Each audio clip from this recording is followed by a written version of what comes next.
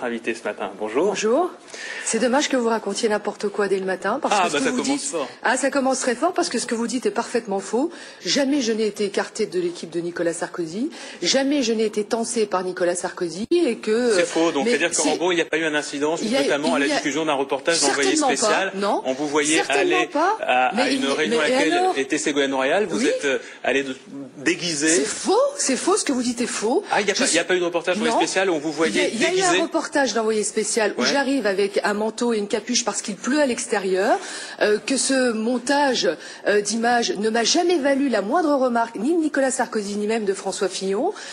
Et donc ce qui serait bien, c'est que les journalistes arrêtent de raconter n'importe quoi. Dès lors qu'un de vos confrères écrit un article dans un journal, vous contentiez, quand vous m'invitez, de reprendre une rumeur qui n'a jamais été vérifiée, ni même vis-à-vis de moi, parce que jamais un journaliste ne m'a appelé pour savoir si c'était vrai, ni même un journaliste n'a posé la question à Nicolas Sarkozy. Donc j'entends pas ce que quand vous m'invitiez, vous racontez n'importe quoi.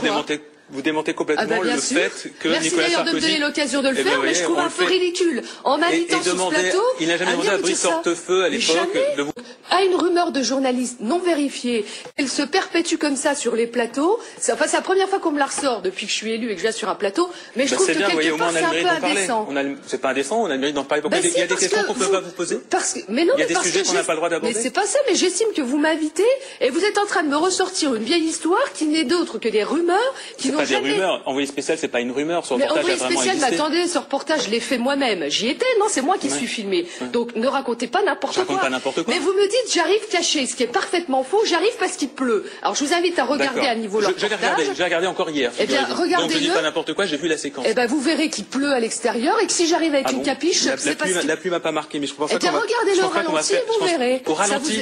Regardez qu'il pleut à l'extérieur. Vous nous êtes donc pas imposé dans une réunion dans laquelle vous n'étiez pas invité. Certainement pas. Et si vous voulez, je vous enverrai aussi le mail du président de cette association qui a été choqué par les propos du journaliste qui dit que j'arrive sur le plateau alors que je suis invité au titre de l'UMP. C'est bien que vous ayez fait cette mise au point. Ça serait bien que vous racontiez pas n'importe quoi quand vous m'invitez. J'ai pas l'impression de raconter n'importe quoi, mais au moins je vous le dis en face. Vous êtes là sur le plateau et vous avez l'occasion de répondre ce que vous faites et c'est très bien. Et d'ailleurs, si c'était faux, je vais vous dire, Nicolas Sarkozy jamais il ne m'aurait confié le porte-parole de l'UMP.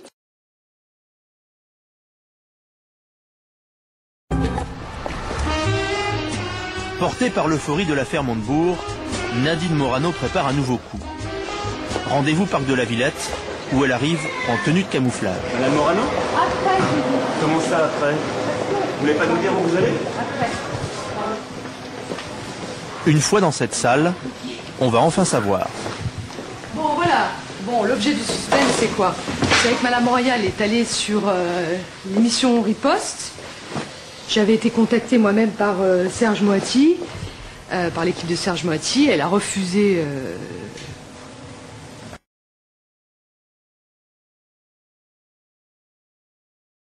de débattre face à moi. Vous fermez la porte? Fermez la porte, s'il vous plaît. Alors, on attend qui, là, exactement?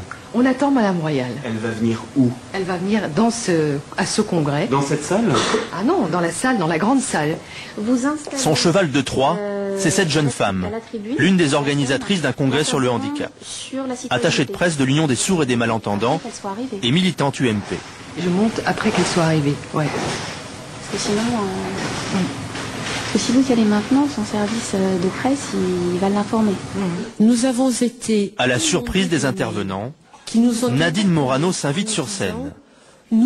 Sa jeune complice l'a précédée et avertit l'animateur de la table ronde. La députée, qui connaît bien le sujet, va s'emparer du micro et ne plus le lâcher jusqu'à l'arrivée de la candidate socialiste. Le handicap, quand on le vit tous les jours, comme je le vis, parce que j'ai un père qui est handicapé, aphasique, qui est devenu aphasique. Lorsqu'elle apparaît, Ségolène Royal scrute longuement la scène et découvre l'invité surprise. C'est Nadine Morano. Et on va être assez bref puisqu'on a C'est nouveau, elle vient d'arriver à l'improviste. Moi je parle où assise. C'est pas un pupitre. La cible étant vue, Nadine Morano dégaine.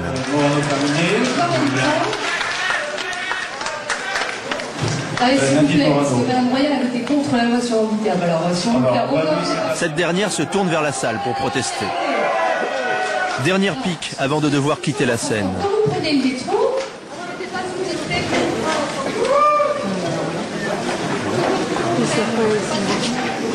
L'une de mes principales décisions, si je suis élue, Ségolène Royal ne reviendra pas sur l'incident dans son discours.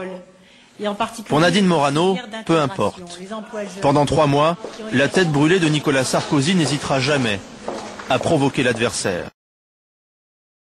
Mais je rappelle toutefois qu'au titre de l'UMP, nous avons, nous, une exigence qui est d'être compris par les Français.